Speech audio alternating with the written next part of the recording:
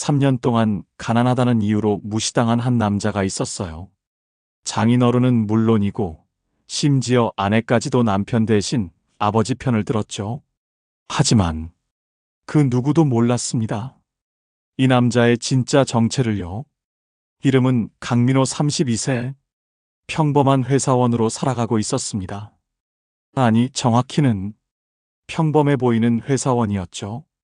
민호는 3년 전 대학병원 간호사였던 박유진과 결혼했어요. 유진이는 변호사 집안의 외동딸이었고 민호는 그냥 공장 노동자의 아들이라고 알려져 있었거든요. 처음엔 괜찮았어요.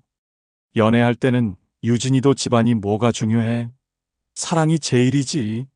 라며 당당했거든요. 하지만 결혼 후 상황은 완전히 달라졌습니다. 특히 장인어른인 박철수 변호사는 정말 대놓고 민호를 무시했어요. 야, 강민호. 너 같은 집안 출신이 어떻게 우리 가문에 들어왔는지 모르겠다. 명절 때마다, 가족 모임 때마다 이런 식이었어요. 우리 사이는 별 볼일 없는 집안이지. 그래도 유진이가 좋다니까 어쩔 수 없이. 친척들 앞에서 공개적으로 망신을 주는 거예요. 더 충격적인 건 아내 유진이의 반응이었어요. 여보, 아빠 말씀에 너무 기분 나빠하지 마. 아빠도 원래 그런 분이야. 변명은 해주지만 결정적인 순간엔 항상 아버지 편이었거든요. 민호는 속으로 생각했어요. 이게 내가 원하던 결혼 생활일까? 하지만 그는 참았습니다. 왜냐하면 사실 민호에게는 아무도 모르는 비밀이 하나 있었거든요. 결혼 3년 차가 되던 어느 날 드디어 일이 터져버렸습니다. 그날은 유진이의 생일이었어요. 민호는 정성껏 준비한 선물을 들고 장인댁을 찾아갔죠. 하지만 강민호 앉아. 할 말이 있다. 장인어른의 표정이 심상치 않았어요. 3년 동안 지켜봤는데 너는 정말 우리 가문에 어울리지 않는다. 솔직히 말해서 유진이가 아까워? 변호사 집안의 공장 노동자 집 아들이라니? 격이 안 맞잖아. 그리고 너 지금 월급이 얼마나 되는데? 민호는 조용히 대답했어요. 250만 원 정도 됩니다. 250만 원. 장인어른이 코웃음을 쳤어요. 우리 유진이 간호사 월급보다도 적네? 그럼 누가 누구를 먹여 살리는 거야? 이때 가장 충격적인 말이 나왔습니다. 강민호, 이혼을 진지하게 생각해봐. 유진이 앞으로 변호사가 될 건데 너 같은 남편 때문에 발목 잡히면 안 되거든. 그런데 더 충격적인 건 유진이의 반응이었어요. 아빠, 하고 말을 꺼내더니 결국 아무 말도 하지 않았어요. 침묵으로 동조한 거죠. 민호는 그 순간을 절대 잊을 수 없을 거예요. 3년 동안 사랑한다고 했던 아내가 자신보다 아버지를 선택하는 순간을요. 알겠습니다. 민호는 조용히 일어났어요. 시간을 좀 주세요. 생각해 보겠습니다. 그리고 집을 나왔죠. 하지만 여러분, 이 순간 민호의 마음 속에는 분노나 절망이 아니라 다른 생각이 들고 있었어요. 이제 정말 끝낼 때가 됐구나. 무엇을 끝낸다는 걸까요? 강민호, 그의 진짜 정체는 무엇이었을까요? 사실 민호는 KJ그룹 회장의 외손자였습니다. KJ그룹이라고 하면 대한민국 10대 기업 중 하나죠. 건설, 호텔, 유통까지 모든 분야에 손을 대고 있는 거대 기업이에요. 그런데 왜 이런 집안의 후계자가 250만 원짜리 월급쟁이로 살고 있었을까요? 3년 전 민호가 결혼하기 직전의 일이었어요. 외할아버지인 김정훈 KJ그룹 회장이 민호를 불렀습니다. 민호야, 너를 후계자로 키우고 싶다. 하지만 조건이 있다. 무슨 조건이신지요, 할아버지? 3년 동안 내 정체를 숨기고 살아라. 진짜 가난이 뭔지, 무시당하는 게 어떤 건지 직접 겪어봐야 한다. 왜? 그런 일을요? 할아버지의 눈빛이 날카로워졌어요. 나는 어려서부터 재벌 2세로 자랐다. 그래서 진짜 세상이 어떤 건지 몰랐어. 너는 다르길 바란다. 만약 3년을 견뎌내지 못하면 그럼 후계자 자격이 없는 거다. 내가 스스로 성장하지 못하면 내 자리를 물려줄 수 없어. 그래서 민호는 3년 동안 정말 평범한 회사원으로 살아온 거였어요. 아무도 모르게요. 심지어 아내에게도 말하지 않았죠. 하지만 이제 3년이 다 지났습니다. 그리고 민호는 깨달았어요. 진짜 사람의 됨됨이가 뭔지, 돈이 있을 때와 없을 때 사람들이 어떻게 달라지는지를요. 특히 가장 가까워야 할 가족들의 진짜 모습을 보게 됐죠. 할아버지, 이제 돌아가도 될까요? 민호는 3년 만에 외할아버지에게 전화를 걸었어요. 그래. 이제 돌아와라. 내가 진짜로 배울 걸 다 배웠다면 말이다. 드디어 강민호의 진짜 인생이 시작되는 순간이었습니다. 그 다음 날, 민호는 회사에 사표를 냈어요. 강대리 왜 갑자기? 새로운 시작을 하려고 합니다. 동료들은 이해할 수 없었죠. 하지만 민호는 이미 마음을 정했어요. 이틀 후, 민호는 KJ그룹 본사 65층 회장실에 있었습니다. 할아버지, 다시 돌아왔습니다. 고생 많았다, 민호야. 이제 내가 배운 걸 보여줄 때다. 김정훈 회장은 손자를 자랑스럽게 바라봤어요. 바로 내일부터 전략기획본부 전무로 발령 낼 거다. 전무요? 3년 동안 밑바닥부터 배웠으니 이제 위에서 볼 시간이다.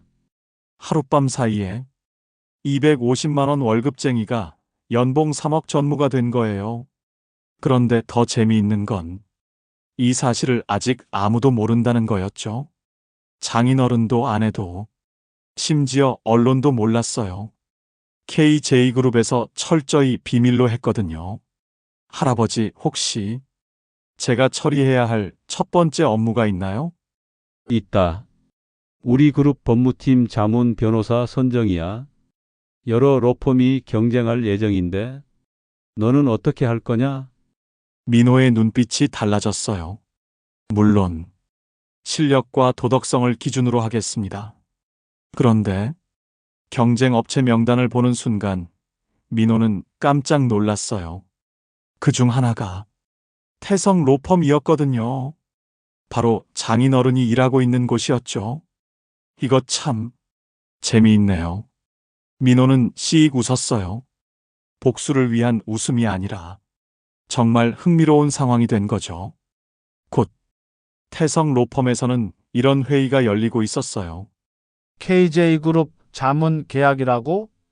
이거 따내면 대박이겠는데? 박 변호사님, 이번 PT는 누가 맡을 거예요?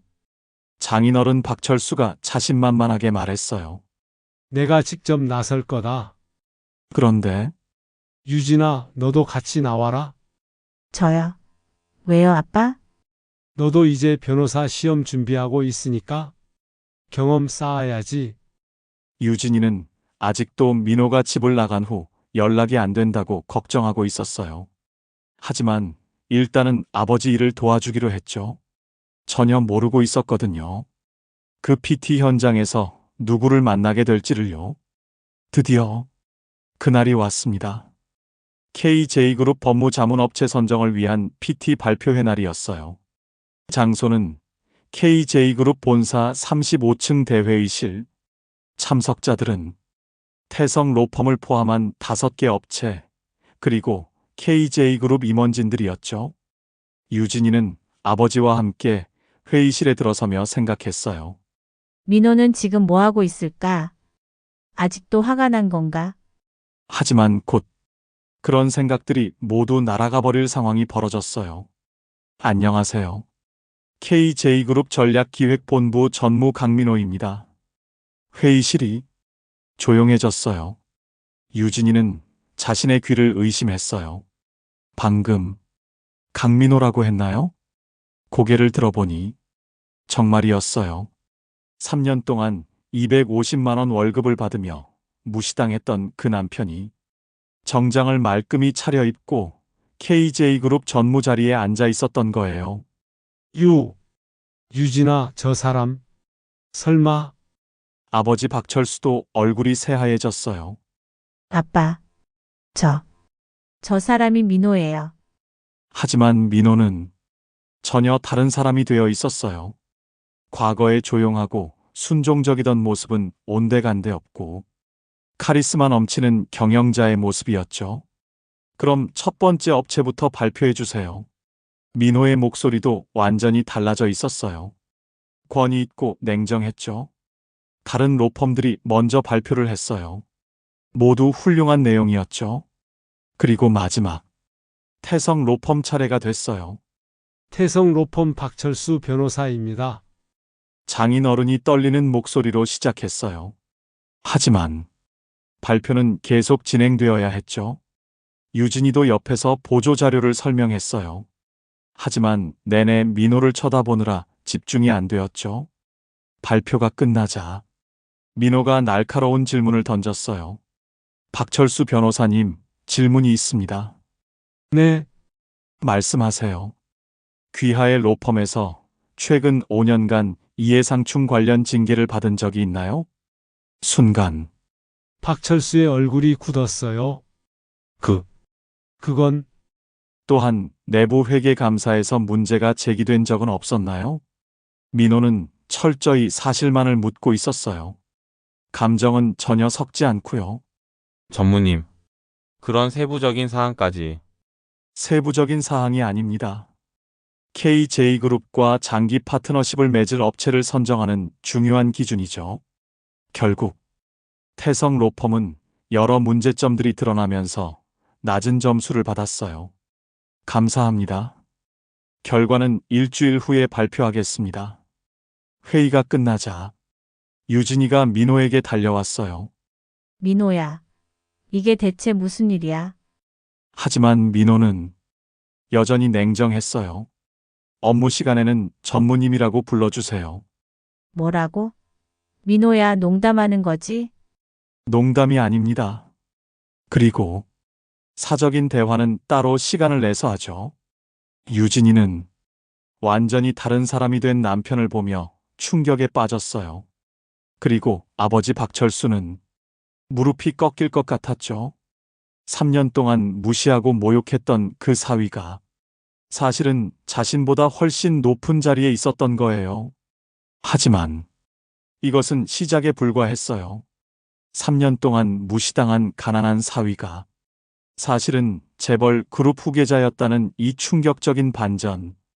대한민국 굴지의 재벌 그룹. 그 후계자였다는 사실을 말이에요.